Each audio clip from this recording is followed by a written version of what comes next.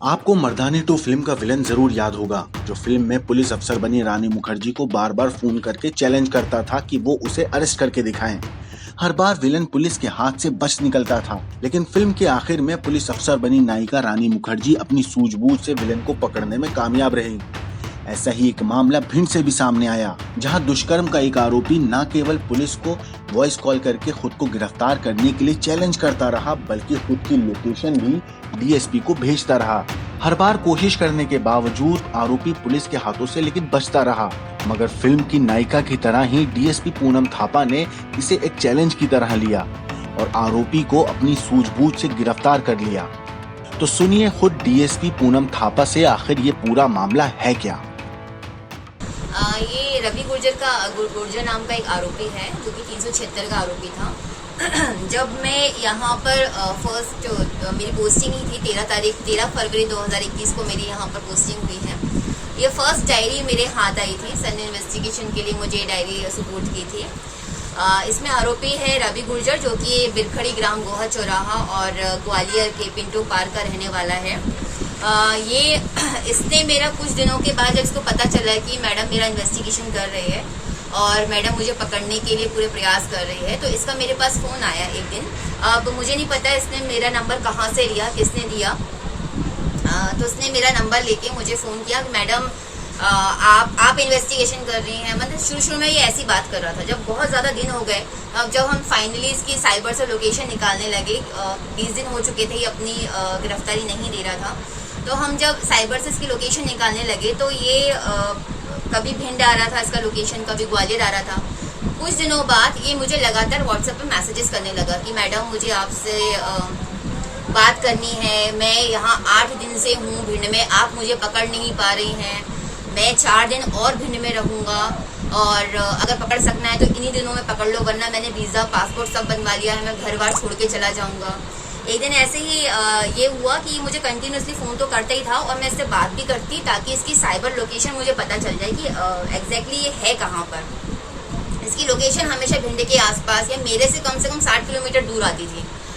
फिर एक दिन अचानक मैं इसकी तलाशी के लिए इसके घर गई, बिरखड़ी ग्राम भी गई और साथ में मैं पिंटो पार्क भी गई। तो पिंटो पार्क में जब मैं पहुंची वहाँ पर तो इसने मुझे वहीं पर ही फ़ोन लगाया। इसको पता नहीं कैसे पता चल गया था कि मैडम आई हुई है। इसने मुझे फ़ोन लगाया, बोलता मैडम जी आप मेरे घर पे हैं। मैंने बोला हाँ घर पे हूँ, तू आ जा। मैडम आप चाय पी के जाइएगा, मैडम आप चाय पी के जाना, ऐसे खाली हाथ मत जाना। अच्छा तुम आ जाओ यहाँ पर, अगर तुमको ऐसी फिक्र हो रही मेरी आओ। तो ये नहीं आया। उसके बाद जैसे मैं गाड़ी में बैठी, इसका तुरंत फ़ोन आया, मेरे से बोलता है कि मैडम आप मेरे घरों पे लाते मार रही हो, क्या मैं आपके लाते मारने झड़ जाऊंगा क्या दरवाजे में से। ऐसे वो चीज़ें बोलने लगा। उसको हमने चैलेंज की तरह एक्सेप्ट किया है, क्योंकि वो लगातार अपनी और ये तक बोलता था, इतना प्रोवोक कर देता था। बोलता था कि मैडम मैं आपको अपनी व्हाट्सएप लोकेशन भेज रहा हूँ, आपकी पुलिस में अगर इतनी ताकत है तो मुझे पकड़ के दिखाए, कि दम है तो मुझे पकड़ के दिखाए। तो उसने फाइनली लोकेशन भी अपनी सेंड की, लेकिन जिस नंबर से वो लोकेशन सेंड करता था उसकी जब हम टावर लोकेशन निकालते थे तो वो ग्वालियर आती थी, और जिस नंबर से वो मुझसे बात करता था, वॉइस कॉल करता था, वो उस नंबर की लोकेशन भिंड आती थी। तो दोनों में थोड़ा कॉन्ट्राडिक्ट हो गया था कि ये एक व्हाट्सएप से जो लोकेशन भेज रहा है वो ग्वालियर की है, और अचानक से यहाँ जब वो मुझसे बात कर रहा है तो वो भिंड की है। तो फाइनली जब हमने वो ग्वालियर वाले नंबर से जब लोकेशन निकाली, वो नंबर हमने फाइंड आउट किया, तो वो नंबर किसी आदमी का था, अनजान आदमी का था, जिसको पता ही नहीं था कि मैं उस नंबर से व्हाट्सएप भी चला रहा हूँ, और मैडम जी को इसी नंबर से रवि गुर्जर मैसेजेस कर रहा है व्हाट्सएप के। तो जब मैंने उसकी 82-83 की कार्रवाई के लिए मैंने उसकी संपत्ति की जानकारी भी ले ली थी, लेकिन मुझे एक चीज़ पता चल गई थी कि उसके पास बोलेरो है। बोलेरो उसने रेत की खदान में लगा के रखी है, जिससे जो भी किराया आता है वो उसको अपना इनकम करता है, उससे वो घर चला रहा है, जिनमें निर्वाह कर रहा था अपना। तो वो अब ये चीज़ हो गई थी कि हाँ अब हमें ये पकड़ना है, तब जाके ये कुछ कर सकता है, क्योंकि इसके घर वालों को प्रेशराइज करके दबाव बनाकर भी कुछ हाथ नहीं आ रहा था। हम लगातार इसके घर वालों पर प्रेशर डाल रहे थे कि बताओ लड़का कहाँ है तुम्हारा, ये नहीं बता रहे थे। और लड़के को यानी रवि को भी पता था कि मैडम जी मेरे घर वालों को भी परेशान कर रही हैं, मैडम लगातार पूछताछ करी, उसके बावजूद भी ये नहीं आ रहा था। तो मुझे वो व्हाट्सएप मैसेजेस भी कर रहा था कि आप मेरे घर वालों को उठा के उनको परेशान करके भी क्या कर लोगी, मैंने घर बार सब छोड़ दिया है, आप मुझे पकड़ के दिखाओ। आप धमकी भी देता था क्या? धमकी मैंने ऐसे ही देता था कि पकड़ के दिखाओ, चैलेंज, धमकी नहीं। हाँ कि मुझे मार देगा, इस टाइप का तो उसने कुछ नहीं किया। मैडम जी आप मुझे बस पकड़ के दिखाओ, मैडम जी आप मुझे बस पकड़ के दिखाओ, आप में इतनी ताकत है, इतनी दम है, आपकी पुलिस में इतनी दम है, तो आप मुझे पकड़ के दिखाइए बस।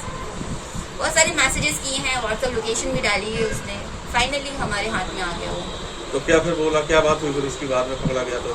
सबसे पहले तो मैंने उससे यही पूछा था कि तुझे मेरा नंबर कैसे मिला, तो उसने मुझे बताया था कि मैडम वो तो मिल गया, बस लोगों के थ्रू मिल गया, इतनी तो मेरी पहुंच है। मैंने ऐसा वो स्टाइल में बोल रहा था, मिल गया। मैंने ठीक है कोई बात नहीं, तो तुम आ क्यों नहीं रहे थे? मैडम मेरे को डर लग रहा था ना, फालतू की बातें जो हर आरोपी करता है।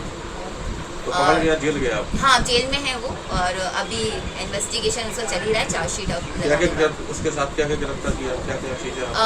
उसके साथ हमने एक कट्टा, उसके ऊपर 25-27 आर्म्स एक्ट लगा हुआ है, एक कट्टा जो कि चालू हालात में था, और एक जिंदा कारतूस हमने उससे बरामद किया है। उसके ऊपर 67A IT एक्ट की धाराएं भी लगी है, क्योंकि इसने पीड़िता के कुछ आपत्तिजनक फोटोज और वीडियो बनाकर उसको वायरल किए थे। तो उसके ऊपर ये सब। आपने इस चैलेंज को कैसे लिया, कहीं डरी तो नहीं इस चैलेंज को लेके आप? नहीं बिल्कुल भी नहीं, मैं बिल्कुल नहीं डरूंगी। यहाँ पर SP सर का बहुत ज्यादा सपोर्ट रहा। मैं सर से बोलती थी कि सर ये मुझे ऐसे ऐसे मैसेजेस करके प्रोवोक कर रहा है कि इसको पकड़ो, मुझे बहुत गुस्सा आता है सर जब भी इसके फोन आते हैं। सर बोलते हैं तुम्हें मिले ये तो तुम इसको छोड़ना नहीं, एनकाउंटर करना इसका सीधे, ऐसे तक मुझे बोल दिया गया था। लेकिन फाइनली वो पकड़ाई में आ गई, हमारे लिए बहुत अच्छी बात थी, बहुत अच्छी सफलता थी हमारे लिए।